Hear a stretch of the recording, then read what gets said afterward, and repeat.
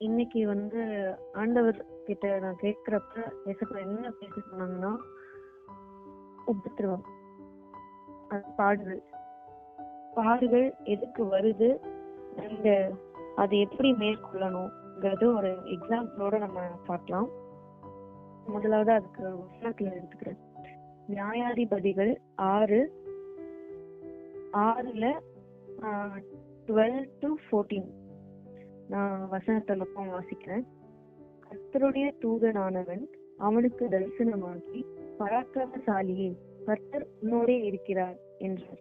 அப்பொழுது கிதியோன் அவரை நோக்கி, என் ஆண்டவரே, கர்த்தர் எங்களோட இருந்தால் இவைகளெல்லாம் எங்களுக்கு நேரிடுவானேன்? கர்த்தர் எங்களை எகிப்திலிருந்து கொண்டு வரவில்லையா என்று எங்கள் பிதாக்கள் எங்களுக்கு விவரித்து சொன்ன அவருடைய அற்புதங்களை எல்லாம் எங்கே? இப்பொழுது கர்த்தர் எங்களை கைவிட்டு நீதியானியர் கையில் எங்களை ஒப்பு கொடுத்தாரோ என்றான்.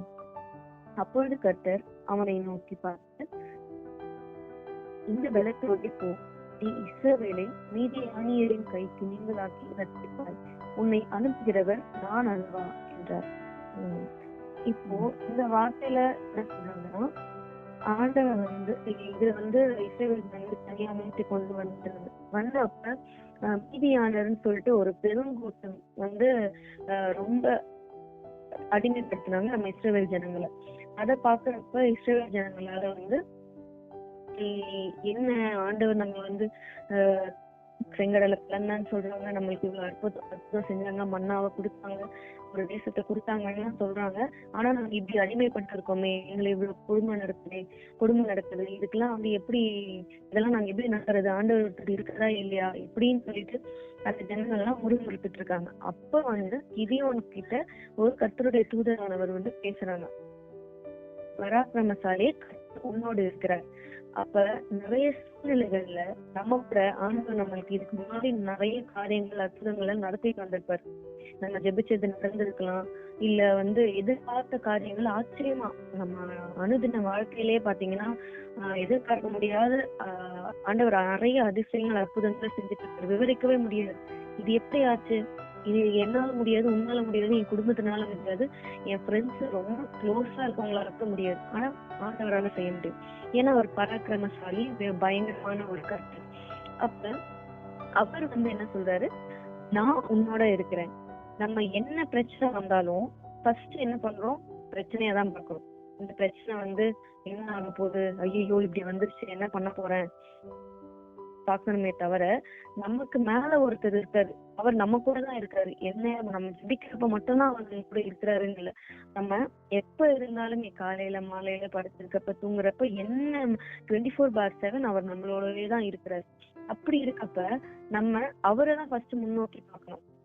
நம்ம என்ன பண்றோம், இப்ப ஏதாவது ஒரு பிரச்சனை இருந்துச்சு, ஐயோ வீட்டுல உங்களுக்கு உடம்பு சரியில்லையா, ஐயோ உடம்பு சரியில்லையே என்ன ஆகுறது, இந்த பிரச்சனை என்ன பண்றது, ஐயோ குடும்பத்துல இப்படி சண்டை வந்துட்டே இருக்கேன் என்ன பண்றது அப்படின்னு சொல்லிட்டு பிரச்சனைய நம்ம முன்னோக்கி பாக்குறதுனால என்ன ஆகுறோம்னா அதுக்கு பயந்துடுறோம். நம்ம ஆண்டவர் நம்ம கூட இருக்கும்போது நமக்கு என்ன பயம், ஆனா ஒரு பிரச்சனைன்னு வர்றப்ப அது நம்ம மைண்டுக்கு ஃபர்ஸ்ட் வர்றது கிடையாது. அதனாலதான் இந்த காரியமும் கிட்டத்தட்ட அதுவும் சேம் தான். இப்போ அவரே கேக்குறாரு கிதியோனே, இந்த மாதிரி எகிப்துல இருந்து கொண்டு வந்தேன்னு சொன்ன காரியங்கள் எங்களுக்கு விவரித்து சொன்னது அற்புதம் எல்லாம் எங்க, எங்களை கூட்டிட்டு இவங்க கிட்ட ஒப்பு கொடுக்க போறீங்களா மீதியானர் கிட்டன்னு கேக்குறாங்க. அப்ப ஆண்டவர் சொல்றாரு, உங்ககிட்ட இருக்க கொஞ்சம் பலத்தோட இருக்கும், நீ இஸ்ரவேல் ஜனங்களை ரட்சிப்ப, ஏன்னா உன்னை அனுப்புகிறது நான் அல்லவா சொல்ல. இப்ப கொஞ்சம் யோசிச்சுருங்க, வீட்டுல இருக்கீங்க, ஒரு தெருவுல சின்ன வயசுல, இப்ப கூட சின்ன வயசுல இருக்கீங்க, ஒரு 5-6 வயசு இருக்கப்ப ஒரு தெருவுல போறீங்க, அங்க 4-5 நாய் இருக்கு, 4-5 நாய் உங்களை கடிக்கிற மாதிரி இருக்கு, உங்க அப்பா அவங்க கூட இருக்காரு, நீங்க பயப்படுவீங்களா? கூட வந்தா நீங்க பயப்பட மாட்டீங்க. ஆனா உங்க அப்பா அங்க நின்னுட்டு, சரி நீங்க போயிட்டு வா, நான் இங்க நிக்கிறேன், இந்த தெரு முக்கு வரைக்கும் போயிட்டு அங்க ஏதோ கடைக்கோ எதுவும் போயிட்டு வா அப்படின்னு சொன்னா என்ன பண்ணுவோம்? ஐயோ இந்த நாய் இருக்கு, நான் எப்படி போவேன், நான் சின்ன பையன் சின்ன பொண்ணு, என்ன நாய் கடிச்சிருமே, நான் எப்படி போவேன் அப்படின்னு சொல்லிட்டு அப்பாவை பார்த்துட்டு, நீங்க வாங்கப்பா நீங்க வாங்க, நான் போறேன், ஏன்னா தனியா போறதுக்கு எனக்கு பயம். ஆனா அந்த அப்பா என்ன நினைப்பாரு, நான் இங்கதான் இருக்கேன், நான் இங்கதான் இருக்கேன், நான் உன்னை பாத்துட்டு தான் இருக்கேன், நீ போயிட்டு வா, அது ஒண்ணும் பண்ணாதுன்னு. ஆனா நம்ம என்ன பண்ணுவோம், அந்த நாய்க்கு பயந்துட்டு அப்படியே நின்னுட்டு இருப்போம். அப்ப அந்த நாய் மாதிரிதான் நம்மளோட பிரச்சனையும், அந்த அப்பா மாதிரிதான் நம்மளோட தகப்பன், நம்மளோட ஏசப்பா. அவர் நம்ம கூடவே தான் இருப்பாரு. நம்ம என்ன பண்ணுவோம், ஒண்ணுமே இல்லாத விஷயத்துக்கு பதறிட்டு பயந்துட்டு ஒரு மாதிரி நடுக்கத்தோட இருப்போம். ஆனா ஆண்டவர் என்ன சொல்றாரு, உன்கிட்ட இருக்க கொஞ்சம் பலத்தோட போ, உன்னை அனுப்புகிறது நான். சின்ன சின்ன தாவீதை வச்சுதான் பெரிய கோலியாத்தை வீழ்த்தினார். அப்ப அவரால முடியாத காரியம் எதுவுமே கிடையாது.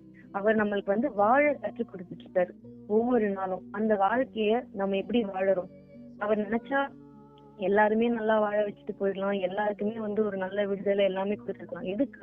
எதுக்கு யாருக்குமே ஒரு ஃபுல் லைஃப் செட்டில்டோ ஃபுல் இதோ சால்வ் ஆகி அந்த மாதிரி எதுவுமே இல்லை. ஏன்னா ஆண்டவர் நம்மளுக்கு ஒரு ஸ்டேஜ்லயும் கற்றுக் கொடுக்குறாரு. இப்போ நம்ம இந்த கஷ்டப்பட்டு ஒரு காரியத்துல நீங்க வந்தோம்னா அது அடுத்து இன்னொரு ஆத்மாவுக்கு அது சாட்சியா இருக்கும். நம்ம போக ஒவ்வொரு பாதையுமே என்ன ஒரு உபத்திரவமான ஒரு கடினமான பாதையா இருந்தாலும் நம்ம எப்படி அதை எடுத்துக்கணும்னா, எனக்கு இந்த உபத்திரவம் வந்ததுக்கு நன்றிப்பா, நீங்க ஏதோ எனக்கு கற்றுத்தர போறீங்க, நான் பின்வாங்க மாட்டேன், நீங்க எனக்கு இருக்கீங்க. ஏன்னா உங்களுக்கு கொஞ்சம் பலத்துல போன்னு சொல்றீங்க. அப்ப இந்த கிதியோன் மாதிரி நம்ம முன்னாடி ஒன்னும் போர் கொடுக்கறதுக்கு ஆளுங்க இல்ல, வாளு இல்ல போர் செய்யறதுக்கு நிறைய சேனாதிபதி படை வீரர்கள் அப்படிலாம் கிடையாது. நமக்கு இருக்க எதிரியாது நம்ம முன்னாடி இருக்க சின்ன சின்ன விஷயம். அப்ப அந்த மாதிரி இருக்கப்பவே அவங்க என்ன சொல்றாரு, நீ கன் எடுத்துட்டு போ, நீ இந்த கத்தி எடுத்துட்டு போ, இந்த வாழை இப்படி சீவிட்டு போனா ஆண்டவர் சொல்லல, உன் பலத்தோட நிற்கும், நான் உன் கூட இருக்கேன், காரியம் பயங்கரமா இருக்கும்னு சொல்றேன். அப்ப அநேக வேலையில நம்ம சூழ்நிலையை கண்டு சோர்ந்து போய் உடைஞ்சு போய் இன்னும் நடக்கல, 2 வருஷம் ஆகுது நடக்கல, இன்னும் அப்படி பண்ணல, என்னை இப்ப பாரு இந்த மாதிரி தப்பா பேசிட்டே இருக்காங்க, என்னை ரொம்ப கஷ்டப்படுத்திட்டே இருக்காங்க, இப்படி நம்ம ஒடுங்காம ஆண்டவரை பார்க்கணும். அவர் தான் நம்ம படைச்சார். அவருக்கு தெரியாதா நம்மள இவங்க இப்படி பேசுறாங்க, நமக்கு இந்த தேவை இருக்கு, நம்மளுக்கு இந்த ஒரு காரியத்துல கஷ்டப்படுறோம், அவருக்கு தெரியாதா? அவர் நம்மள ஒரு நல்ல வாழ்க்கை வாழறதுக்கு ஆண்டவர் ஒரு உபத்திரவத்திலயும் நம்மளை கைட் பண்ணிட்டு இருக்காரு. சோ என்ன ஒரு கஷ்டங்கள், என்ன ஒரு விரும்பி இருந்தாலும் இப்ப இருக்க காலகட்டத்துல எப்படி இருக்குன்னா, ஏதாவது ஒரு பிரச்சனை வந்துச்சா நம்ம அழுது நெக்ஸ்ட் யார்கிட்டயாவது ஷேர் பண்ணணும், ஃப்ரெண்ட்ஸ் இல்ல வீட்டுல க்ளோஸ் கிடையாது, இதை ஷேர் பண்ணணும். ஷேர் பண்ணிட்டு என்ன பண்ணணும், இதை புலம்பிக்கிட்டே இருக்கும். அவங்க அவங்க சொல்யூஷன் கொடுக்க மாட்டாங்க. உங்க உலக பிரகாரமான ஃப்ரெண்ட்ஸ் சொல்யூஷன் கொடுக்க மாட்டாங்க. உனக்கு அடிபட்டுருச்சா, எனக்கு கூட இந்த மாதிரிதான் எங்க வீட்டுல அடிபட்டுச்சு, அவங்கள காப்பாற்றவே முடியல, நீ பாத்துக்க அப்படின்னு இந்த மாதிரி ஏதாவது நம்மள பயமுறுத்திட்டு தான் போவாங்க. அதாவது நம்ம மனசுக்கு ஒரு சமாதானமே கிடைக்காது. நீங்க என்னதான் எவ்வளவு கஷ்டப்பட்டு யார்கிட்ட பேசினாலும் எனக்கு காசு பத்தல, என்னால படிக்க முடியல, என்னால வீட்டை விட்டே வெளியே வர முடியல, எனக்கு இது போராட்டமா இருக்கு, இது பண்ண முடியல அப்படின்னு என்ன பிரச்சனையா இருந்தாலும் சரி, அப்ப என்ன பண்ணுவாங்க, எல்லாருமே உலக பிரகாரமான ஃப்ரெண்ட்ஸ், எனக்கு ஸ்கூல்ல இருந்து ஒரு ஃப்ரெண்ட், அதனால நான் அவ கூட பேசுறேன்ட்டு அவங்க கிட்ட இது எல்லாமே ஷேர் பண்ணுவேன். ஷேர் பண்ணி ஏதாவது பெனிஃபிட் கிடைச்சு ஏதாவது பாசிட்டிவா இருந்தா ஓகே. ஆனா என்ன கிடைக்கும், இன்னும் நிறைய டென்ஷன் டிப்ரெஷன் தான் வரும். உனக்கு இப்படி நடந்துச்சா, எங்க வீட்டுல இப்படி நடந்துச்சு, எங்க தெரிஞ்சவங்களுக்கு ஒருத்தவங்களுக்கு இப்படி நடந்துச்சுன்னு தேவையில்லாத காரியங்கள் தான் போகும். அந்த போற காரியத்துல ஜெபிக்க மறந்துடுவோம், ஆண்டவர்கிட்ட போக மாட்டோம். என்ன நடந்துருச்சு, இது ரெகுலரா இந்த மாதிரி பிரச்சனை வந்துட்டு தான் இருக்கு, இதுக்கு மேல நம்ம என்ன பண்றது, அவ்வளவுதான், அது போறது போட்டோம் அப்படிங்கிற மாதிரி ஒரு விரக்தியில வந்துடும். இப்ப அதுதான் சொல்ல வரேன். ஸோ பிரச்சனை நம்மளுக்கு கஷ்டம் அந்த மாதிரி நெருக்கம்னு வந்தாவே உடனே ஆண்டவர் சமூகத்துக்கு போயிடணும். ஆண்டவரும் அதான் எக்ஸ்பெக்ட் பண்றாரு. நான் உன்னை நம்ம களிமண்ணா இருக்கும், ஆண்டவர் நம்மள உருவாக்கிட்டு இருக்காரு. அப்போ உருவாக்குறதுக்கு நம்ம முழுமையா ஒப்பு கொடுத்தாதான் உருவாக்க முடியும். களிமண்ணா அப்பா குயவன் நீர் களிமண்ணான்னு சொல்லிட்டு நம்ம பாட்டெல்லாம் நிறைய பாட்டு. அப்ப களிமண்ணா நான் இருக்கேன், குயவன் நீங்க என்ன வந்தீங்கப்பா, நான் எதுவா இருந்தாலும் ஒப்பு கொடுக்குறேன் அப்படின்னு சொல்லிட்டு இந்த கம்யூனியன் திருவிருந்து ஆராதனை, ஈஸ்டர், குட் ஃப்ரைடே இந்த மாதிரி டைம் எல்லாம் உருகி சர்ச்ல போயிட்டு ஜெபிக்கிற காரியங்கள்லாம் இருக்கு. அப்ப அந்த டைம் மட்டும் ஒப்பு கொடுத்து மற்ற டைம் எனக்கு பிடிச்சதான் பண்ணுவேன். நான் கீழ்ப்படிய மாட்டேன். எனக்கு இந்த விஷயம் இப்படிதான்ப்பா, நான் அப்பல இருந்து இந்த மாதிரிதான் பண்ணிட்டு இருக்கேன், சோ இதை என்னால மாத்திக்க முடியாது, சோ நான் இப்படிதான் இருப்பேன். அந்த அந்த மாதிரி ஒரு விட்டு கொடுக்க முடியாம ஆண்டவருக்கு கீழ்ப்படியாம காரியங்கள். ஆனா நான் அவங்க கிட்டதான் ஜெபிப்பேன். நான் எங்கேயும் போக மாட்டேன். அவங்க கிட்ட டெய்லி எல்லாம் ஜெபம் எல்லாம் பண்ண மாட்டேன். ஆனா நான் எனக்கு உங்களைதான் பிடிக்கும், நான் உங்ககிட்டதான் ஏசப்பாதான் எல்லாமே அப்படின்னு சொல்லுவேன். இந்த மாதிரி காரியங்கள்லாம் இருக்கக்கூடாது. நம்ம ஆத்மார்த்தமா மொத்தமாவே அவர்கிட்ட முழு உள்ளத்தோடு, முழு இருதயத்தோடு, முழு ஆத்மாவோடு ஃபுல்லாவே என்ன பண்ணணும்னா அவர்கிட்ட ஒப்பு கொடுத்துடணும், சரண்டர் பண்ணணும். அவர்கிட்ட சரண்டர் பண்ணாதான் அவர் நம்மள டேக் ஓவர் பண்ண முடியும். நான் கொஞ்சம் ஹோல்ட் பண்ணிட்டு இந்த பார்ட்டை மட்டும் கொஞ்சம் பாத்துக்கங்க, எனக்கு கோவம் நிறைய வருது, அதை மட்டும் நீங்க பாத்துக்கங்க, மத்ததெல்லாம் நான் கரெக்ட் தான், நான் பாத்துக்கேன், மத்ததெல்லாம் பிரச்சனை இல்லை, நான் கரெக்ட் தான் பாருக்கேன். அப்படி கிடையாது. நம்ம பார்வையில நம்ம எப்படி வேணா இருக்கலாம், ஆனா ஆண்டவர் தான் நம்மளை பத்தி எல்லாமே தெரியும். ஓகே, நம்மளுக்கு என்ன தேவை, என்ன நடக்குது நம்ம வாழ்க்கையில, நம்ம ஏன் இப்படி இருக்கோம், என்ன பண்ணிட்டு இருக்கோம், எல்லாமே தெரியும். அப்ப நம்ம ஆண்டவர்கிட்ட டிரான்ஸ்பரண்டா இருக்கணும், வெளிப்படையா இருக்கணும். அவர்கிட்ட நம்ம மொத்தமா ஒப்பு கொடுக்கறப்பதான் அவர் செயல்படுவார். அப்ப நம்மளால முடியாது, அவ்வளவுதான் முடிஞ்சது அப்படிங்கிற நேரத்திலயும் ஆண்டவர் நம்மளோட இருப்பார். யோபுக்கு எல்லா விஷயமும் அவனை விட்டு போச்சு, மனைவியே தூற்றிட்டு போயிட்டாங்க, பிள்ளைகள் போச்சு, ஆஸ்தி அந்தஸ்து எல்லாம் போச்சு, அவனோட ஃப்ரெண்ட்ஸுங்களே அவன் அவமானப்படுத்தினாங்க. இவ்வளவு ஆண்டவர் சொல்ற, உனக்கு ஏதாவது பண்ணாங்களா, பேசாம ஏதாவது நீ தூஷித்து விட்டுட்டு வந்துரு அப்படின்னு சொல்றாங்க. ஆனாலும் அவர் விசுவாசத்தை விடல.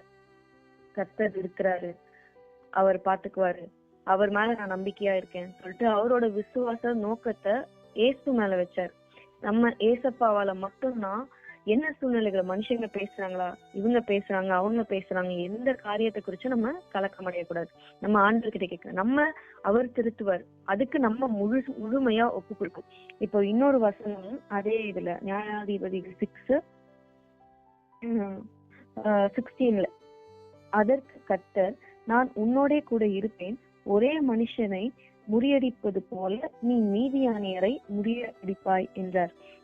இதுல பாத்தீங்கன்னா அதேதான், இந்த மீதியானரை அடிக்கணும், அதாவது அவங்கள போர் தொடுக்கணும். ஆனா எனக்கு பலன் இல்லை, நாங்க கொஞ்சம் பேரா இருக்கோம், அவங்க அநேகம் பேரா இருக்காங்கிறப்ப ஆண்டவர் முன்னாடி வசனத்துல, நீ இருக்கிற கொஞ்சம் பலத்தோட போ, நீ இஸ்ரவேல் ஜனங்களை மீட்ப, பயப்படாதன்றாங்க.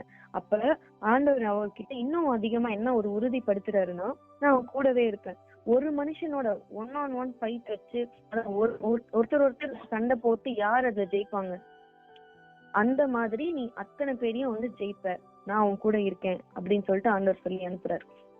அப்ப ஒரே ஒரு அந்த கிதியோன் இடத்துல இப்ப நம்மளை வச்சு பார்ப்போம். ஓகேவா, நமக்கு முன்னாடி ஒரு பெரிய படம் இருக்கு, இந்தியா பாகிஸ்தான் மாதிரி ஒரு பெரிய வார் இருக்கு. ஆனா உங்க சைடு நீங்க மட்டும்தான் இருக்கீங்க. அந்த இடத்துல ஃபர்ஸ்ட் போவோமா? நம்ம போருக்கு ஆண்டவர் போக சொல்றாரு, போவோமா? நம்ம அது ஃபர்ஸ்ட் ஒப்பு கொடுப்போமா? நான் எப்படி ஆண்டவர், எனக்கு ஃபேமிலி இருக்கு, எனக்கு இது இருக்கு, நீங்க நம்ம இருந்தா எப்படி ஜெபிச்சிருப்போம்னா, அந்த இடத்துல எங்களுக்கு மட்டும் கொஞ்சம் கிருபையா இருங்க, அந்த உலக பிரகார மக்களோட தான் இருக்கோம், ஆனா அவங்க கண்கள்ல எங்களுக்கு தயவு கிடைக்க செய்யுங்க, நாங்க தனியா ஒரு ஓரமா வாழ்ந்துக்கிறோம் உங்களை ஆராதிச்சுக்கிட்டு, அவங்க அப்படியே இருந்துகிட்டோம், அவங்க மட்டும் எங்களை டிஸ்டர்ப் பண்ணாத மாதிரி பாத்துக்கங்க. இந்த மாதிரிதான் ஜெபிச்சிருப்போமே தவிர, அதாவது அவங்க காலகட்டத்துல, நான் இப்ப சொல்லல, அந்த காலகட்டத்துல போரெல்லாம் நம்மளுக்கு என்னால என்ன முடியும் அப்படின்னு நினைச்சிருப்போம். ஆனா ஆண்டவர் உறுதிப்படுத்துற, நான் உன் கூட இருக்கேன், நான் உனக்கு எல்லாமே செய்வேன்,